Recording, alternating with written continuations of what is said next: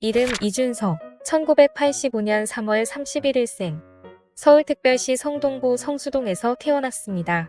현재 국민의힘 노원구 병당협위원장, 배움을 나누는 사람들의 대표교사, 한국독립야구연맹 총재로 활동 중입니다.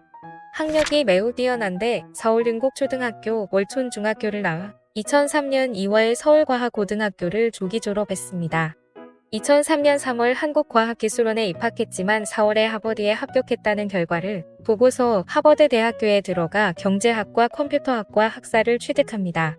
가끔 서울대를 떨어지고 하버드에 갔다는 루머가 있는데 사실이 아니라고 합니다. 애초에 서울대에 지원한 적도 없다고 합니다. 이준석은 박근혜 키즈라고 불릴 만큼 박근혜 전 대통령과 연관성이 높은 인물로 인식되고 있습니다. 그 이유는 바로 이준석이 정치에 입문하게 된 계기가 바로 박근혜 전 대통령의 직접 영입 인사에 의한 것이었기 때문입니다. 이준석이 밝힌 박근혜 전 대통령이 이준석을 한나라당에 영입한 이유로는 아마 젊어 보이는 이미지 효과를 기대한 것일 거다. 사고만 안 쳤으면 좋겠다. 정도라고 합니다. 하지만 정치의 시작과는 별개로 박근혜 정부의 행보에 지속적으로 쓴소리를 했으며 2016년에는 박근혜의 탄핵을 주장하기도 했습니다. 하지만 이준석은 박근혜 전 대통령이 탄핵을 당하면서 이 사람이 굉장히 멍청하다라는 이미지가 대중들에게 각인이 된 것 같은데 사람들에게 멍청하다고 평가될 정도의 사람은 전혀 아니라고 말했습니다. 오히려 여성 정치인 중에서는 가장 잘하는 편이라고 밝히기도 했습니다. 또한 이준석은 한 인터뷰에서는 탄핵 때 사실상 완전히 결별했지만 저를 영입해줬다는 점에 대해서는 굉장히 고맙게 생각한다라고 부연하기도 했습니다.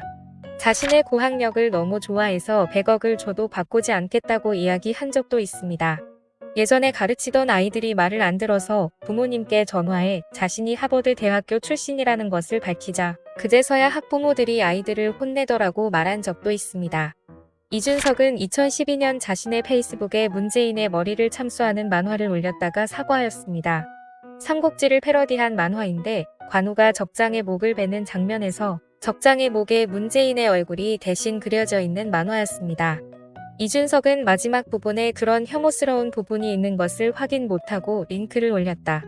죄송하다라고 곧바로 글을 올리고 문재인에게 사과했습니다. 이준석은 페미니스트들과 토론하는 모습이 자주 보이는데 상대 진영에게 논리적으로 답변하는 모습 때문에 인기가 꽤나 좋은 편입니다. 이준석의 상대로는 신지혜가 자주 보이는 편인데 이준석이 너무나도 답변을 잘하다 보니 이제는 오히려 신지혜가 이준석을 돋보이게 해주기 위해 나오는 게 아니냐는 댓글들도 많이 보입니다. 최근 백분토론에서 했던 토론을 잠시 살펴보고 가자면 신지혜는 성범죄 통계를 보면 대부분 가해자가 남자이니 남성은 잠재적 가해자가 될 수 있다는 암시가 담긴 주장을 했는데요. 이에 이준석은 구유정 사건을 예로 들면서 구유정이 남편을 죽였다고 하여 여성을 잠재적 가해자로 봐야 하냐며 반박했습니다. 그런데 신지혜는 하나의 사건으로 확대 해석하지 말라며 반박했지만 이준석은 N번방을 확대 해석하여 남성 전체를 잠재적 가해자로 만드는 게 페미니즘 아니냐며 속 시원하게 반박하기도 했습니다. 페미니즘과 비슷한 맥락으로 이준석은 토론을 잘하기로 유명합니다. 가장 유명한 영상으로는 백분토론에서 김지혜 변호사와 했던 여성 할당제 토론인데요. 김지혜 변호사의 주장을 신랄하게 반박하면서 호감으로 떠올랐습니다.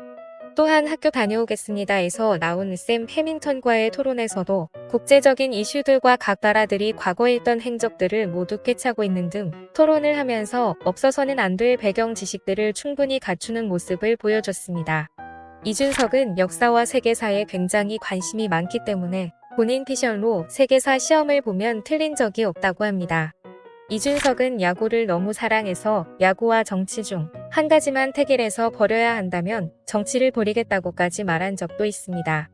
이준석은 예전에 안경을 쓴 적이 있었는데 이 모습이 굉장히 잘 어울려서 후에 안경업체에서 협찬을 고려한다고도 했다고 합니다. 2019년 8월 맥심 표지 모델로 발탁된 적이 있습니다. 정치인으로서는 강용석에 이어 두 번째로 표지 모델이 된 것입니다. 이준석은 2019년 택시 기사 면허를 취득하여 2달간 택시 운전을 한 적이 있습니다.